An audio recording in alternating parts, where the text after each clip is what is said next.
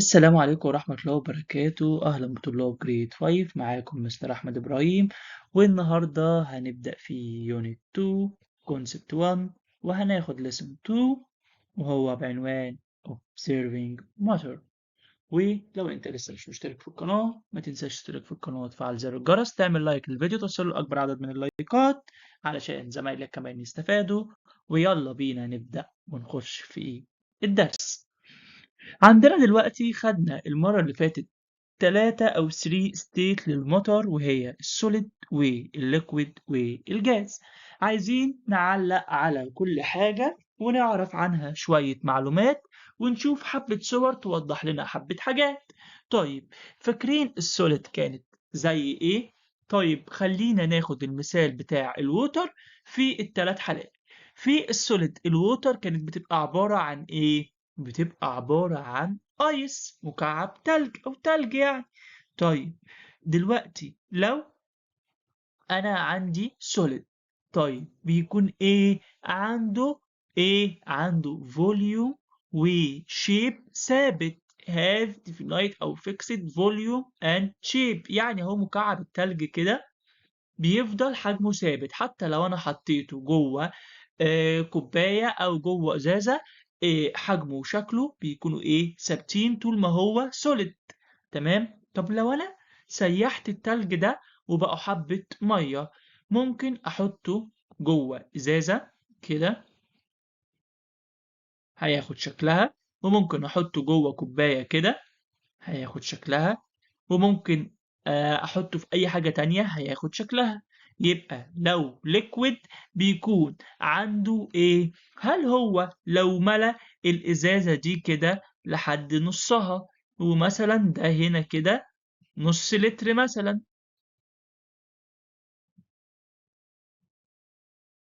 أهو، نص لتر. هنا مثلا ملأ الإزازة دي كده أو الكوباية دي لحد هنا، هيكونوا دول برضو نص لتر أهو، نص لتر. تمام. طيب هل دلوقتي الحجم اختلف؟ لا، ثابت، هنا نص لتر وهنا نص لتر. طب الشكل اختلف؟ ده انا كمان مثلا لو حطيته في ازازه مثلا شكلها مثلا عامل كده اهي، ازازه كده منحنيه ولا انبوبه مثلا كده منحنيه، هياخد شكلها وهتبقى الحجم بتاعه برضو نص لتر. طيب ده معناه ايه؟ معناه ان الليكويد بيبقى عندها الفوليوم ثابت، ديفينيت فوليوم، لكن الايه اللي مش بيتغير او اللي بيتغير الشيب، الشكل. ده بالنسبه للليكويد. they take the shape of their containers، بتاخد شكل الحاجه اللي بتتحط جواها. طبعا ده مش بالنسبه للوتر بس، ده بالنسبه للمطر بشكل عام، بس احنا دلوقتي واخدين مثال عليها الووتر. تمام. طيب الجاز، الووتر طبعا لما بتبقى بخار ميه ايه اللي بيحصل لها؟ هي كده ما عندهاش definite نو فوليوم ولا شيب ولا حجم ولا شكل ثابت. تمام. they take the volume and shape of containers، بتاخده من الحاجة اللي بتحط جواها. ماشي. تمام. طيب عايزين نشوف بقى دلوقتي كام ملحوظة. هل الجاز ده بنقدر إن إحنا نشوفه بالعين كده؟ لأ، في غازات إحنا مش بنقدر نشوفها بعينينا، زي مثلا الإير، الهواء اللي حوالينا دلوقتي، الأكسجين وثاني أكسيد الكربون وكده، أنت شايفه كده بعينك؟ لأ. بس إحنا نقدر يعني حاجات تقول لنا إن هو موجود، زي إيه؟ زي لما الهواء مثلا بيتحرك فيقفل الباب أو يقفل البلكونة أو الشباك، ده بيدل إن في هواء. تمام. أو يحرك أي حاجة. تمام. أو مثلا أنا أحس بيه كده من ساعات كده، تبقى واقف يبقى في الشتاء مثلا الهوا جامد كده، تحس بيه في جسمك كده وتحس إن هو بيزقك كده، ده دليل إن في هوا ولا مفيش؟ كمان إن إحنا مثلا لو جبنا بالونة ونفخناها، مش البالونة دي أهي مثلا كده، جبنا بالونة أهي كانت أهي كده لسه ما اتنفختش، كان شكلها كده، لما اتنفخت بقى شكلها كده أهو، بالونة أهي جميلة. هل مش معنى كده إن في هوا أهو دخل جواه معنى كده إن في حاجة اسمها هوا موجودة؟ طيب تعالى أهو نشوف. Some gases cannot be seen، such as air. احنا الاير مش بنعرف فعلا نشوفه but we can see air moving. بنقدر نشوف حركة الرياح ازاي بقى when the wind blow، لما الرياح دي بتهب and move some object، بتحرك حبة حاجات. تلاقي بقى ايه، شجرة كده بتتحرك، تلاقي ممكن باب بيتقفل كده. طيب and we can see balloon gets larger when you blow air into it. بنلاقي البالون دي بتبقى larger، بتكبر او كبرت اكتر لما ايه بنعمل لها ايه blow air into it. تمام. طيب عندنا كمان حاجة تانية، هل احنا بنستدل على المطر من ايه؟ ممكن نستدل عليها من الفيل، السي، السميل. التلات حاجات دول يعني ممكن نحس بيها زي الاير، ممكن نشوفها زي البول، ممكن نشمها زي الفلور. تمام. طيب عايزين كمان نقول ايه، هل دلوقتي المطر دي ليها صفات معينة؟ اكيد. طيب ايه هي؟ ان احنا عندنا كل المطر made up of tiny things. يعني مثلا احنا عندنا خشبة اهي، الخشبة دي عبارة عن ايه؟ tiny things كده، اللي هي البارتيكلز، عبارة اهو عن جنب بعض جنب بعض جنب بعض جنب بعض جنب بعض جنب بعض جنب بعض كده، لازقين في بعض. طيب وهنشوف صورة دلوقتي بتوضح كل ده في كل حالة من حالات المطر.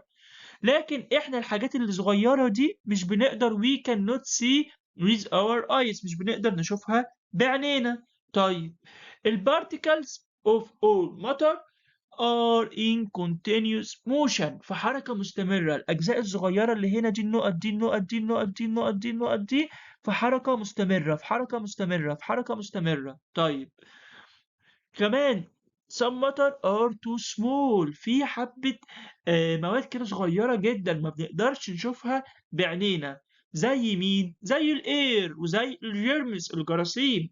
لكن احنا بنقدر نستدل عليها من حركتها وكده، وهي فعلا مصنوعة من أجزاء صغيرة. طب يا مستر أنا مش فاهم أي حاجة من الكلام ده. أقول لك تعالى نشوف صور ونوضح مع بعضينا. دلوقتي أهو ده عبارة عن إيه؟ أبل دي إيه؟ سوليد، ودي عبارة عن إيه؟ مية أهي ليكويد، وده عبارة عن جاز. إيه بقى ده؟ الشكل ده عبارة عن البارتيكلز اللي هي السمول أو التيني، اللي هي الأجزاء اللي بتكون الماتر، سواء كانت سوليد او ليكويد او جاز. بص كده في حاله السوليد هم عباره عن كل كوره من دي اللي هي الصغيره هي دي، الكوره الصغيره هي دي، استنى نجيب ايه القلم ونشاور. الكور دي اللي هي الكوره هي دي، والكوره هي اللي تحت في الجاز، هي عباره عن ايه؟ عباره عن قلنا البارتيكلز دي. طيب في السوليد شايفهم عاملين ازاي؟ جنب بعض جنب بعض جنب بعض. واحنا قلنا ان الاجزاء دي في حاله حركه مستمره، حركه مستمره continuous motion. طيب هل هنا بيتحركوا؟ بيتحركوا، بس انا لما احطك كده في تختة مثلا بتشيل، او الديسك بتاعك مثلا بيشيل 3 طلاب بس، وقعدكم 5 فيه واقول لكم اتحركوا، هتتحركوا ولا لا؟ هتعرفوا تتحركوا، بس تتحركوا بسرعة كده وكتير قوي، وهنا وهنا وهنا وهنا، ولا كل واحد كده يا دوبك ممكن يحرك بس ايده كده ولا يحرك راسه؟ صح؟ طب خليت البنش بقى ده اللي انتوا كنتوا قاعدين فيه 5، خليتكوا 3، هتعرفوا تتحركوا فيه ولا لأ؟ هتعرفوا تتحركوا فيه. أسرع ولا لأ؟ أسرع. وبطريقة أكتر ولا لأ؟ وبطاقة كده يبقى عندكوا إنرجي أكتر تتحركوا بيها ولا لأ؟ طيب خليتكوا بقى 2 بس، هتتحركوا بقى بسرعة ولا لأ؟ وهيبقى عندكوا طاقة أكبر ولا لأ؟ ده الفرق ما بين السوليد والليكويد والجاز. كأن السوليد ده او كأن هنا هو عباره عن بنش انا مقعد فيه 5 طلاب وهو بيشيل 3 بس، وبقول لهم اتحركوا، فكل واحد يا دوبك مش عارف يتحرك، اللي يحرك ايده بالعافيه واللي يحرك راسه بالعافيه، بس هما بيتحركوا ولا لا؟ بيتحركوا. طيب في الليكويد قعدت في البنش ده 3 طلاب بس، يلا اتحركوا. عارفين يتحركوا ولا لا؟ عارفين يتحركوا. في طالب بدأ يقوم ويقعد، وطالب بدأ يفرد ايده ويفرد رجله، وطالب بدأ يحرك راسه. هنا ما كانش عارفين يقوموا ويقعدوا في السوليد. طيب قلت لكم خليكم 2 بس، عرفتوا تتحركوا ولا لا؟ ده بقى في طلاب تقوم ويطلع بره البنش ويخش تاني ويفرد ايده ويفرد رجله ويحرك راسه، وكلهم عارفين يعملوا كل حاجة الاتنين. طيب تعالى بقى نشوف الكلام ده ونفهمه مع بعضين. اهو دلوقتي احنا عندنا في حالة السوليد they are very close to each other. يعني ايه؟ بص هم قريبين جدا من بعض each other، فعشان كده مش عارفين يتحركوا بطاقة، فهم they have less energy، عندهم طاقة قليلة. بس هما بيتحركوا ولا مش بيتحركوا؟ بيتحركوا. they move only a little bit. بيتحركوا حركات قليلة جدا بسيطة قوي كده صغيرة. تمام، بس ايه بيتحركوا. ما ينفعش يقول لك هما don't move، لا هما move بس ايه little bit. تمام. طيب بالنسبة للليكويد بص كده، الكور بدأ يبقى في ما بينها مسافات. المسافات دي هتسمح للبارتيكلز دي ان هي تعمل ايه، تتحرك كده وتيجي كده وتيجي كده وتيجي كده وتيجي كده في الفراغات دي. فزي have more space، فعلا في سبيس اهو، في فراغات. وزي have more energy، فبقى عندها طاقة اكتر. وزي can move more freely، هي بدأت تتحرك بحرية اكبر من ايه، من السوليد. طيب تعالى بقى نشوف الجاز. ايه ده، ايه الفراغات الجميلة دي وايه الحلاوة دي، ده احنا كده عندنا ايه، they have a lot of space، عندنا الكتير قوي من الفراغات a lot of space. و they have a lot of energy، ده احنا بقى عندنا طاقة بقى جامدة. ده احنا بص بقى الكرة دي هتيجي هنا تخبط في دي فتحرك دي، ودي تخبط في دي فتحركها، ودي تخبط في دي وتحركها، يقعدوا بقى كلهم كده كده كده كده يتحركوا. طيب و they have a more very freely، عندها ايه، حرية، او طبعا قلنا طاقة أكتر وحرية أكتر إنها إيه تتحرك، يعني يبقى تعمل موف بحرية أكبر. تمام، فهمنا كده الجزئية دي. طيب تعالوا نشوفوا كم حاجة كمان. احنا دلوقتي عرفنا ان المطر فيه منها سوليد وفيه منها ليكويد وفيه منها جاز. طب احنا لو عايزين نعمل عملية ميجرنج او اوبزرفنج للمطر قصدي بشكل عام، بنعملها ازاي؟ احنا ممكن نعمل ميجرنج لللينس للطول بتاع المطر. يعني مثلا عندنا خشبة مثلا وعايزين نقيسها، هنستخدم ايه، رولر اور ميجرنج تاب، لا اما مسطرة او اللي هو شريط القياس الميجرنج تاب. تمام، ده لو احنا عايزين نقيس ايه اللينس. خلي بالك، استنى كده اهو اجيب لك القلم الاحمر اهو، ده ايه في حالة ايه اللينس.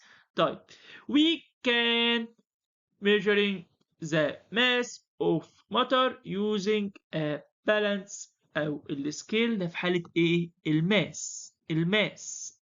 طيب we can measuring the temperature اوف سم ماتر، هنستخدم ايه، الترمومتر، ده في ايه، في التمبريتشر. تمام، يبقى انا لو عايز اقيس حاجه معينه بستخدم لها آلة او أداة معينه. يبقى التول بستخدم له الرولر او الميجرنج كتاب، والكتله او الماس بستخدم لها البالانس او السكيل، والتمبريتشر بستخدم له الترمومتر. طيب هل إحنا ممكن كمان نقول إن أو نوصف أو نعرّف إيه هي الstate بتاعة المطر دي؟ يعني أنا شُفت حاجة هاقيسها بإيه علشان أقول إن دي مثلًا liquid أو solid أو gas، ماشي؟ هاقول إيه بقى؟ هاوصفها الdescribing الإيه بتاع الproperties بتاعتها، هل هي الأجزاء بتاعتها قريبة من بعض؟ هل هي أو قصدي الصفات بتاعتها، هل هي بتتغير الvolume والshape بتاعها والّا ما بيتغيرش؟ يعني أنا لو لقيت إن الvolume ثابت والشيب ثابت يبقى دي ايه solid. طب انا لو لقيت ان الفوليوم ثابت بس الشيب بيتغير يبقى دي ايه liquid. طب انا لو لقيت الفوليوم بيتغير والشيب بيتغير يبقى دي ايه gas. طيب وايه تاني حاجة، الموشن بتاع البارتيكلز اوف ماتر. ايه هو الموشن؟ اللي هي الحركة بتاعة البارتيكلز، شبه ما شفنا كده في السوليد والليكويد والووتر، واخدنا المثال بتاع الطلاب اللي هيقعدوا في تختة او في ديسك بيشيل 3 بس، لو قعدناهم 5 مش هيعرفوا يتحركوا خالص، يبقى كده مفيش اسمه إيه ده، أو هيعرفوا قصدي يتحركوا حركة بسيطة، يبقى كده الspace close والmoving هتبقى little bit قليلة جدا، والانرجي هتكون قليلة، فده كده solid. طيب لو أنا حطيتهم في مكان أو لو هي كانت قصدي liquid، هيبقى فيه انرجي أكتر وهيبقى فيه space أكتر وهيبقى فيه moving أكتر. لو هما بقى جاز هيبقى انرجي أكتر وأكتر وسبيس أكتر وأكتر وmoving أكتر وأكتر. طيب تعالى نخش على الحتة اللي جاية ونشوفها مع بعضينا، ودي حاجة مهمة جدا إن بيقول لك إيه there are some things that are not matter. ايه اللي مش مطر؟ زي ايه؟ اللايت. هل الضوء ده انا بعتبره مطر؟ لا. والساوند، الصوت ده انا بعتبره مطر؟ لا. دول جايين منين؟ من الانرجي، من الطاقة. تمام. يبقى في حاجات انا مش بعتبرها مطر زي الساوند واللايت. تمام. طيب عندي كده كام ملحوظة عايز اتكلم عنهم. ان المطر can change from one state to another such as from solid to liquid by melting. يعني احنا ممكن نغير المطر من حاجة لحاجة، زي مثلا لما بغير المية من السوليد للليكويد بايه؟ بالميلتنج، ان انا بسيحها. او بغيرها من الليكويد to soil by ايه؟ freezing، ان انا بجمدها. If there are two objects they cannot take up the same space at the same time. كده يبقى خلاص الليسون معانا. فاضل الأسئلة اللي عليه، تعالوا نشوفها مع بعضينا. أول سؤال وهو give reason عبارة عن 3 أسئلة، وتاني سؤال true أو false and correct the wrong عبارة عن 5 أسئلة، والسؤال الأخير choose the from column A what suits in column B. هسيبكم تحلوهم وأقابلكم الحصة الجاية وإحنا بنحل الواجب مع بعض. كان معاكم مستر أحمد إبراهيم. لو وصلت لحد هنا ما تنساش تشترك في القناة وتفعل زر الجرس، تعمل لايك للفيديو توصلوا أكبر عدد من اللايكات. والسلام عليكم ورحمة الله وبركاته.